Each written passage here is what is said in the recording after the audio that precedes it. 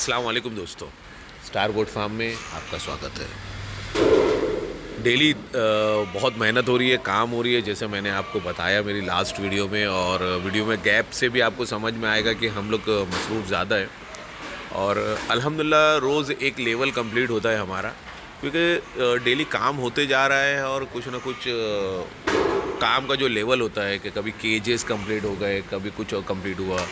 और जैसे अभी आप ये देखेंगे, ये वाला हमारा जो सेक्शन है हम लोग ने हाइट पे बनाए हैं। इंशाल्लाह आप लोग जब आएंगे, विज़िट करेंगे, तो आपको समझ में आएगा कि हम लोग ने क्या तरीके से यानी सफाई को ख्याल में रखते हुए, ध्यान में रखते हुए एक्चुअली ओपन स्पेस मिल गए मुझे, और मुझे मेरे हिसाब से काम करने का मौका मिला। लास्ट फार्म ऐसा था कि ऑलरेडी वहाँ पे सारे केजेस उजेस बने हुए थे, तो हम लोग ने आहिस्ते आहिस्ते जो ऑल्ट्रेशन करना था वो सब किया। और मैं ज़्यादातर मेरी कोशिश यही रहती है, और जो मैं दिमाग से काम करता हूँ, कि हम लोग हाइट पे प्लेटफॉर्म बनाएं बकरों को रखने का। इसका बहुत बड़ा बेनिफिट है। गंदगी नहीं होती है, सफाई में आदमी को, लेबर को आसानी होती है। बकरों को हटाना नहीं पड़ता है बाड़ों से। जैसे बाड़ों के अंदर अगर ओपन है, कुछ प्लेटफॉर्म नहीं है, तो बकरों को बाहर निकालना पड़ता है, फिर सफाई करनी पड़ती है। लेकिन इसका बेनिफिट ये होता है कि ये हाइट पे होता है, नीचे आदमी अपने हिसाब से बकरों को निकाले बगैर सफाई कर देता है। और सबसे अच्छी चीज़, बकरे इसमें गंदे नहीं होते जो प्लेटफॉर्म पे हम लोग रखते हैं बकरे।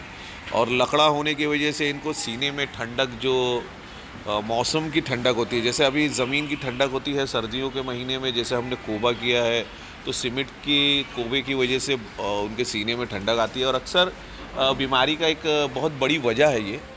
तो प्लेटफॉर्म बनाना बहुत अच्छी चीज़ है। एक्चुअली मुझे ये एक प्लेटफॉर्म बहुत अच्छा मिला और स्पेस मिल गया था, तो मैंने, आप देखेंगे हमारे बन्नूर का जो ब्रीडिंग सेटअप है उसके लिए, फिर मेरी बैंटम मादियों का, ये हमारा ब्रीडिंग सेटअप, और कुछ 3 बड़े केज बने हैं इसके अंदर आराम से अल्हम्दुलिल्लाह। यानी आई थिंक 8 बाय 12 या 13 या 10 का, ऐसा कुछ, 10 तो नहीं मैं बोल सकता, 8 बाय 15 या 13 का कुछ केज है। तो उसके अंदर मेरा ये पूरा बन्नूर की जो फीमेल्स और मेल है आसानी से इसके अंदर आ गए। और मैं कोशिश इस बार यही कर रहा हूँ कि सही से सिस्टमेटिक, अगर मुझे यहाँ 4-5 साल रहना है, अगर जब इंशाल्लाह आप लोगों की दुआ रही और मेरा रब का करम रहा, वो तो मेरे ऊपर रब का करम है ही। और इंशाल्लाह एक उम्मीद है कि मैं खुद की जगह लेके अच्छा एक बनाऊँ फार्म मेरे हिसाब से। लेकिन जब तक मैं किसी और की जगह पे हूँ और कुछ काम कर रहा हूँ, तो मुझे अपने सिस्टम और अपने हिसाब से काम करने का मौका मिले। तो अभी ये सेक्शन तो हम लोग ने बहुत अच्छा और मेरे दिल का बना है। आप लोगों को भी देखने पे बड़ा मज़ा आएगा, अब आएंगे जब आप लोग देखेंगे। अच्छा, एक ख़ास चीज़ मैं और बताऊं, ये पूरा पुराने मटेरियल से बना है, मैंने इसके अंदर नया कुछ भी यूज़ नहीं किया। आप देखेंगे और जब आप आएंगे तो आपको लगेगा ऐसा पूरा हमने नया केज, नया सेक्शन पूरा बनाया है। लेकिन यही चीज़ होती है, पुरानी चीज़ को यूटिलाइज़ करें और नया अच्छा बनाए, उसके ऊपर कलर कर दे, तो वो खुद ब खुद खूबसूरत लगता है।